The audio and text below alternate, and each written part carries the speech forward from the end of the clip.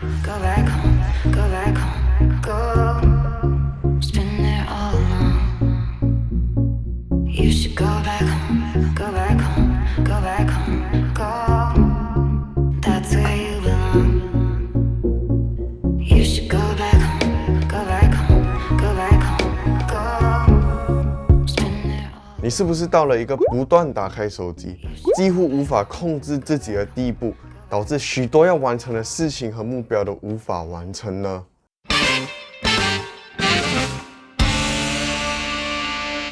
？Hello， 大家好，我是易宽。如果你想做出一些改变而点进来的话，那你还是有的救的。因为接下来呢，我会分享12个方法，让你从那个你不想要的自己拯救出来。为什么我会知道这些方法有效呢？是因为我也是过来人啊，我也曾经沉迷于这些专门引起我们注意力的 APP。如果你没有沉迷于手机，可是你也是想知道怎样提升你的专注力的话呢，这个影片也是适合你的。在开始之前呢，我会先介绍一下这一部影片的安排，我会把它分成3个部分，从容易到难完成的。所以你看哪一些对你自己比较有用，然后最重要的是，一定要跳到去后面看那个结论。不管你看到哪一个部分都好，一定要去看那个结论，因为我把能够实践所有方法的关键都总结在一起了。如果你没有跳到去后面的话，你前面看了就白费了。OK， 我们立刻开始吧。第一个呢，就是调整自己的呼吸。如果有看《鬼灭之刃》的朋友呢，都应该知道，里面的这些鬼杀队呢，就是融合他们的呼吸还有剑法去砍杀这些鬼的。在提升专注力呢，也是可以靠这个呼吸法的。接下来呢，我要介绍的是《How to Concentrate Like Einstein》这一本书提到的呼吸法。首先呢，就是要吸气4秒，很自然的深吸一口气，感受到自己的腹部慢慢鼓起。然后呢，当你认为你自己吸满了之后，你可以再用胸腔吸更多的气进去。这个饱满的呼吸呢，能够按摩你的太阳神经，从而舒缓焦虑。接下来屏气了3秒钟之后呢，大概用6秒钟的时间把所有的气呼出来，然后感受一下自己肺部放空，没有呼吸压力的状态。完全呼完之后呢，你可以休息大概1到2秒。然后可以回到第一个阶段，重新再吸气。这个过程呢，你可以重复几次，然后把所有的烦恼和焦虑都抛到九霄云外。做完这个步骤呢，你就可以开始专注在自己的事情上面了。第二个呢，我称它为幻想专注法，也是在刚才那一本书提到的。如果你发现你走神了的话呢，你可以用这个方法把你从走神的状态拉回专注的模式。第一个呢，你可以想象一辆火车，它的尾箱贴了一个很大的 I 字母，然后渐行渐远。关键是呢，你要把自己的心情沉淀下来，然后慢慢感觉那个火车越走越远，越走越远，直到离开你的视线范围。又或者是呢，你可以想象有一个小孩子在荡秋千，他越荡越慢，越荡越慢，然后荡到停为止。虽然这2个技巧听起来有一点荒谬，为什么你想象这个图就会重新专注？可是你可以试试看。当然，书中提到的不只有这2个技巧，它还有其他技巧。可是通常我用的都是这2个比较能够帮我专注的啦。想要了解更多的朋友，我会尽量把那些链接放在下面哦。如果你觉得这些方法有用的话呢，记得点赞、订阅、分享哦。你也可以在评论区下面分享一下，到底是什么事情让你分心呢？我会一个一个去看哦。如果你把上面那2个方法都记起来之后呢，下一个是可以立刻做的，也就是移除所有的干扰。我们的身边都充斥着大量的刺激信息，而我们的大脑是很明智的，他们会选择比我们这些工作或者是学习更有趣的事情去做，所以呢，你才会觉得这些是干扰。其实呢，是我们大脑自己要去寻找一些刺激，去把你的电话关掉、静音，把电视关掉，尽量去找一个舒适的房间，没有人能干扰的房间。如果现在是在家疫情的情况下呢，你可以在门外贴上请勿干扰，让你的家人知道你现在在专注的做一件事情，可能在你做完之后呢，才进来跟你讲其他的东西。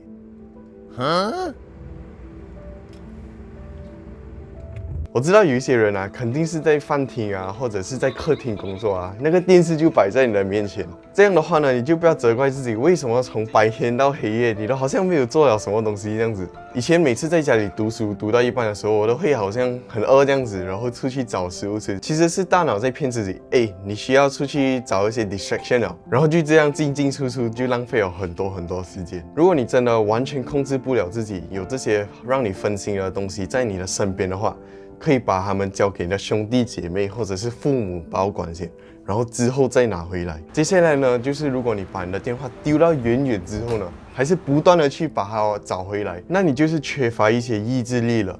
我会建议你把所有的这些 APP 移到一个文件里面，然后把这个文件拉到去你的最后一个 page 那里。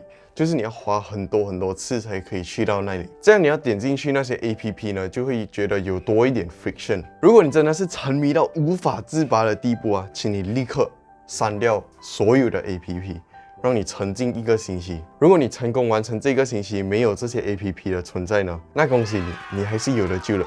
可是我们都不会把这些 APP 长期删掉了，我们还是要看一下朋友圈的生活啊。所以当你意识到自己不断的点进去之后呢，你要问自己，你做完你的事情了吗？最好呢就是设定一个时间，比如说晚上10点，在你做完所有的事情之后呢，才点进去这些社交网站看一下今天发生了什么事。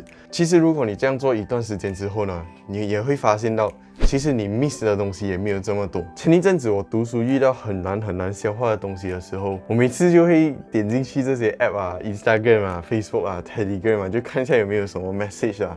就会一直很分心。可是之后我用了这一个方法呢，我就会减少自己点进去的数量，至少是可以减少。这一个就是专注力的杀手，也就是你的信息通知 notifications。相信很多人都已经把你的 notification 静音了吧？我是长期静音的，所以如果你找不到我的话，不是我失踪了还是什么，只是我还没有去看而已。如果可以的话，连震动都不要，直接把它调到静音。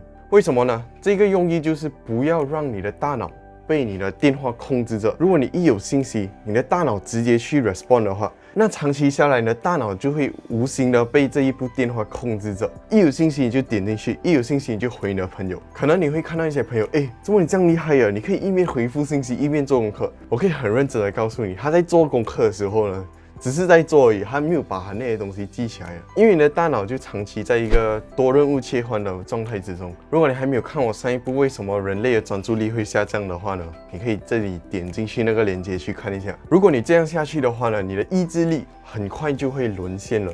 你会发现到你每过一段时间，你就要点进去所有的 APP 看一下有没有人信息你，有没有人还没有回复你。这就是因为我们的大脑渴望干扰。如果是工作需要呢，无法长期静音，那你也可以设定一段时间，特地去回复这些信息。接下来就到终极难度了，这些方法呢，你需要把它融入到你的生活里面，时刻提醒自己，这样才会有效。OK， 第一个列清单，相信很多人都知道，你要做一个 to do list， 这样就会把你所有的事情做完。这个一般是对的，可是很多时候呢，如果你把你所有需要的事情都放在同一个 to do list 里面，你一看的时候，你就会发现到，怎么有这样多的？明天做好像也是一样的哦。哎呀 ，deadline 都还没有到，不用紧啊，明天再继续做啦，也是一样的啦。OK， 这样就有问题了，因为你会慢慢的被你的拖延症严重的影响到。所以你可以做的是什么呢？你可以每天从这一堆需要完成的事项中挑几样最重要需要完成的，放到你今日目标里面。今日需要完成的目标不需要很复杂，可能只需要一个大的 project， 比如说你今天要读完这个章节，然后分成比较小段的呢，是可能你需要去晒衣服啊、洗衣服之类的。可是值得注意的是呢，你这些定制的目标一定要去完成。为什么呢？如果你一天不完成，你第二天你的大脑就会告诉自己，你今天不完成，你明天好像也可以完成哦。久而久之呢，你就会发现到自己慢慢的在拖延，直到那个期限到了，你才干。如果你一下子看到有很多事情要完成了，而感到焦虑或者是 overwhelm， 你可以用刚才所讲到的方法，比如说呼吸法，去调整一下自己的心情，然后再完成你需要完成的大目标。千万要记得，你也不需要把这些东西列到太详细，比如说这个10分钟你要做这一题，这个10分钟你要换去下一题。这样的话呢，你在你列完所有的事情当中有几百样事情，你已经没有意志力去完成下一个你要完成的东西了。下一个呢，就是把你需要完成的事情融入到你的生活，变成一个习惯。如果你是临时抱佛脚的人，你会发现到你在最后几天你要复习考试，或者是做一些大的 group project， 非常难静下心来去完成那一件事情了，因为你会感到非常的焦虑。你要在短时间内完成这么多东西，最后呢，可能就因为太 overwhelming， 结果导致一件事情都没有做好。只是看你要不要在你一接到这一件事情的时候就开始去计划、去 plan， 还是你到最后的时候才草草了事。举一个例子，比如说我要拍这一部影片，我是不可能立刻把电话 set 好，然后我就开始录的。我需要去把 idea 想好，我要去把那一个草稿写下来，然后弄好所有的设置，才可以拍这一部影片。我要表达的是呢，一件事情很多时候可以分成不同的小部分去完成。那你可以想想看，有什么是你可以先完成的。那你完成所有的小部分之后呢，这个大 project 就可以很顺利的完成了。然后你会发现呢，你的脑袋有一个明确的目标，会比较容易去专注于你要做的事了。而不会因为脑袋有太多东西同时需要去做而分心，或者是感到非常的焦虑。下一个呢，就是把时间的概念分成15分钟一块。可能你会觉得这个点有点奇怪，为什么要把它分成15分钟一块？你不能把它分成1分钟一块嘛？可是呢，我们的大脑是一个默认的设置的。可能说你会把时间分成1小时一块，就是说你会想，下一个小时你要做什么？下一个半个小时你要做什么？可是呢，往往这一个半个小时，这个1个小时是太长了的。可能你会觉得，这一段时间如果你不用来做正事的话，你拿去休息，好像也是没有问题的。下1个小时再做就可以了。可能这个会有点抽象，我举一个例子啊。所以比如说现在是3点钟，然后可能4点钟呢，你要约朋友去打球，或者是出去啦。3点到4点这一段时间，你就会想，可能现在有1个小时，我可以做什么呢？我要不要去读书？可能你会觉得，好像很快就过去了，这样我用这一段时间去玩 game 或者是休息也是可以嘛。可是过了这个小时呢，你可能就会很后悔，为什么你没有把握好这个小时？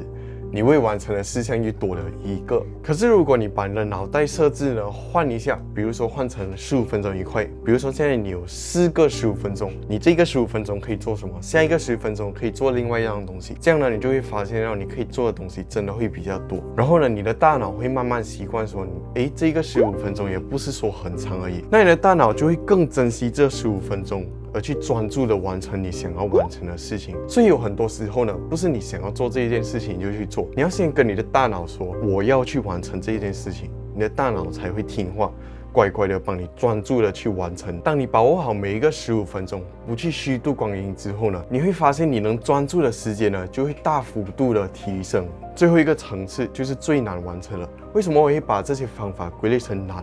是因为你除了要把它融入进你的生活之外，你还要有坚强的意志力才能完成。到底那些神是怎样完成那些不可能完成的事情？第一点，从你做的东西找兴趣。我知道我们的父母都会跟我们讲，阿仔啊、阿雷啊，你要考好这个科目，你一定要喜欢它先。可是呢，注意为什么我讲从你做的东西找兴趣，而不是只做你感兴趣的东西？因为我们的大脑太过聪明了，它会在我们做一件事情之前，先分析一下，这件事情要多久完成，它有多难去完成。可是当你遇到一个障碍的时候，你就会非常痛苦了，因为好像跟你预期的难度不符合。可是呢，往往很多时候，当你突破这个障碍之后，你就会感觉到一定的成就感，而有了这些成就感呢，你才会慢慢对这些东西感兴趣。所以很多时候呢，你可以设置一些小目标给自己先。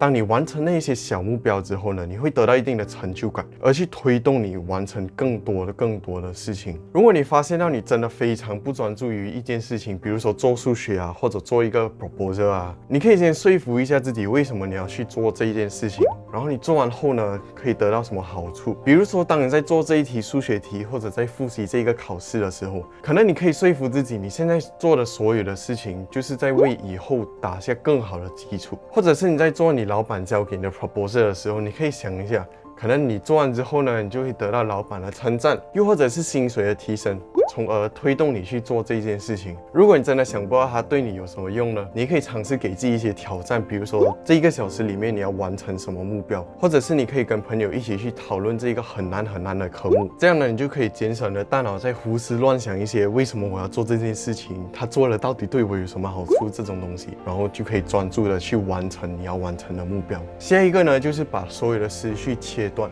如果你像我一样的很容易走神的话，做1-2题数学可能就走神一下子，这样的话呢，这一个方法对你来说是很有帮助的。可是它难的是什么呢？就是你每一次一有一些奇怪的思想的时候，你就要想办法切断它。每次要尝试集中的时候呢，脑袋就会有很多奇奇怪怪的想法，比如说等一下要吃什么啊，或者是突然想到一些东西还没有做啊，或者是昨天发生了什么啊，刚才那个人 say hi 是不是在跟我 say hi？ 如果你遇到这样的情况呢，一定要立刻马上把你的思绪切断。如果你不切断你的思绪的话呢，你的大脑就会延伸出更多的画面，因为我们的大脑是喜欢连贯性的，喜欢故事，然后你就会发现到你慢慢的在 daydreaming 或者是发白日梦越来越久。而且如果你让你的思绪自行畅游的话呢，你之前所有集中的时间都会白费掉了。因为你要转回来这个专注的模式是需要一定的时间的。我知道这一个不容易，因为我到现在也无法完全掌握这个技巧。可是呢，你真的需要一天一天慢慢的训练，久而久之，1个月、2个月之后，你就会看到你有很大的改变了。你可以发现到你更多时间用在专注你的事情上面，而更少的去走神或者是分心。可是刚开始的时候呢，你会发觉你无法立刻去切断，是因为你没有发现到你已经走神了。对，真的是有这样的情况。那这可能是因为你一开始缺乏一些自我意识，你不知道自己其实分心了。可是如果你在每一次的走神之后呢，你去分析一下自己刚才在想什么，或者是下一次可以怎样去进步的话，久而久之，你可以很快的就会发现到你在分心了。还有一个小技巧，就是你可以在桌子前面放一个贴纸，然后中心画一个小圈圈。那样的话，如果你一分心，你可以立刻注视这一个点，或者你可以用回刚才所讲的那些呼吸法，或者是幻想专注法，去回到你专注的状态。最重要的是呢，你一定要想办法立刻去切断这个思绪，不然的话呢，你的大脑就会变成一个习惯，说它会自行的畅游，然后越畅游越远。下一个呢，是我改造过的番茄工作法。我相信呢，对于时间管理有一点研究的朋友，应该会有听过这一个概念吧。对于没有听过的朋友呢，这个是一个25分钟工作，然后5分钟休息的一个时间管理方法。完全没有试过的朋友呢，可以先试试看用这个方法，然后在这一段工作的时间，完全不要被外界干扰。听起来很简单，可是你做的时候，你会发觉到真的很难。如果做第一个 set 的时候还 OK， 可是如果你要一直重复的话，它是真的非常艰难的。可是在我尝试过后呢，我发觉到这一个5分钟的休息，常常会变成15分钟，慢慢变成20分钟，半个小时，然后呢，你就没有回到来这一个工作的时间了。所以我建议说呢，你可以把这一个5分钟换成一个回顾的时间，当做自己静下心来想一下刚才那25分钟到底学了什么东西，然后才继续下一个工作的25分钟，然后可能过了45分钟到1个小时才真正的休息。因为它这一个25分钟加5分钟的 package 呢，很容易会让你很期待那5分钟休息时间，而导致你25分钟里面不专心，甚至是完成不了一些事情。因为在用这个25分钟加5分钟的概念之后呢，我会发觉到很多时候那一个25分钟，我刚刚静下心来要专心的做一件事情，5分钟就要到了，休息时间就要到了。所以呢，我真的是会比较建议你可以把它加长到45分钟或者是50分钟工作，然后才休息。如果你们想要听背景音乐的话呢，或者要那个计时器的话，我有把那个视频放在这一个playlist 那边，你们可以去点看。最后一个呢，也就是最难完成了，甚至说我也还没有完全掌握这个方法，也就是深度工作。如果你把我上面所有的方法，包括立即切断你的思绪、番茄工作法都做好了呢，你就有机会进入到一个叫心流的状态。心流呢，就是一个人完全投入的做一件事情。你可以想一下，你可能会有体会过这样的感觉，比如说你在玩 game， 或者是看电影，或者是看戏的时候，那个完全不想离开你正在做这的事情的感觉。这个就是心流的感觉。如果你没有体会过的话，你可能觉得我是傻的。可是如果你真正掌握好这一个模式的话，并且用在你的工作上或者学习上的话，你会发觉到你会大幅度的提升你的效率。基本上呢，你一天就只需要可能花3到4个小时在做一些比较沉闷的东西，然后其他时间你就可以花在你喜欢做的事情上面了。千万要记得，这个程度是不容易达到的，尤其是你从一个非常沉迷于手机的一个状态走过来的话，是需要一定时间的训练的，可以是几个星期，甚至是几个月的时间。刚开始的时候，你可以先训练大概1到2个小时，你不需要一次过一天训练8个小时，然后久而久之，你就慢慢增长那一个时间，可能3个小时、4个小时这样。过了一段时间呢，你就会发觉你很容易就会进入这种深度工作的状态，不需要刻意去逼自己去做一件事情。如果你真心想把这个模式融入到你的生活中呢，你可以试试看，先设定一个时间，比如说早上8点到10点，这个2个小时一定是要用来做深度工作这个训练的。那如果你养成了这一个习惯之后呢，每一天早上8点到10点，你没有做这一个训练的话，你会觉得浑身不自在，就是这一个浑身不自在的感觉，才能逼你长期去维持这一个状态。我知道真的很难，尤其是我们每个人都有不同的这一个行程，每天都有不同的时间安排。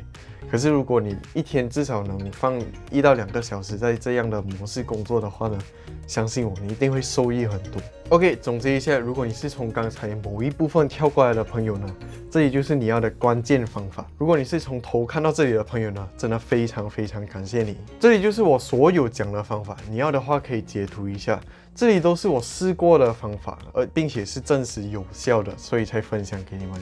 所以如果你们真的想要尝试的话，今天就开始去尝试吧。如果你是认真要改变现状的话呢，一定要告诉自己，做出这一个改变是需要付出时间和训练的。不管你上面看到的哪一个方法对你来说可能是最有帮助的，你都一定要坚持下去，这样你才可以增强自己的意志力，去控制我们这些不听话的脑袋。如果你用了这些方法，然后成功提升你的专注力的话呢，记得去下面评论区和我分享你做出了什么改变，还有用了多久，我也很开心看到你们的评论的。如果你想看更多这样的视频的话，记得点赞、分享，然后订阅。我们下个影片见啦，拜拜。